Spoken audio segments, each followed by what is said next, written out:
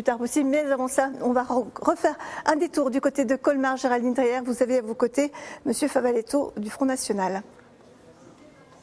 Effectivement, Alain Favaletto qui est le responsable du Front National dans le Haut-Rhin, même si parallèlement il est candidat, il a été candidat dans le Bas-Rhin et d'ailleurs il sera au deuxième tour. Alain Favaletto, c'est vous qui avez, on va dire, recruté tous ces candidats haut-rhinois qui ont fait ce soir d'assez beaux scores.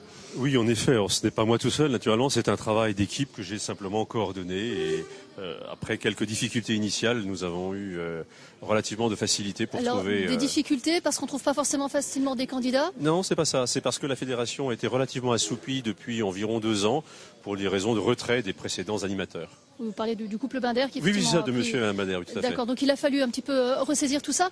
Ces candidats, ils sont pour la plupart assez inconnus. Oui. Ils n'ont pas été beaucoup vus sur le terrain non plus. Alors c'est exact.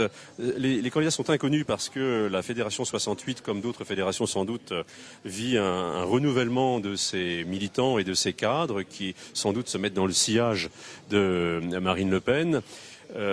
Et par ailleurs, ce caractère relativement inconnu des candidats, que vous soulignez fort justement, a été un handicap par rapport aux notables qui s'opposaient à eux sur le terrain. On les a pas beaucoup entendus, même certains ne répondaient pas aux sollicitations de la presse. Oh, ça j'en doute un peu quand même. Si, j'ai des exemples, je vous assure. Alors il faudra me les donner en fin d'émission. Effectivement, certains ne voulaient vraiment pas s'exprimer devant les journalistes. Normalement, tous nos candidats sont passés soit dans l'Edena, soit à l'Alsace, soit dans les deux.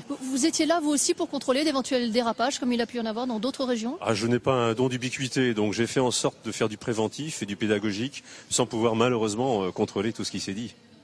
Très bien. Ces candidats, ils sont tous au deuxième tour. Pour vous, c'est une forme, j'imagine bien, de victoire? Non, alors aucun triomphalisme, aucun péant de victoire. Je crois qu'il n'y a rien de plus agaçant pour les téléspectateurs d'entendre les soirs d'élections des hommes politiques se réjouir. Il y a probablement en effet 16 binômes qui seront au deuxième tour. 17, ce n'est pas si sûr finalement. Nous avions un objectif de pourvoir 17 cantons en candidats. Premier objectif et un deuxième objectif qui était d'avoir environ 15 binômes au deuxième tour. Nous en avons sans doute 16. Donc vous êtes allé au bout de votre objectif. Voilà, les missions sont atteintes pour l'instant. Merci Monsieur Favaletto. Je vous en prie.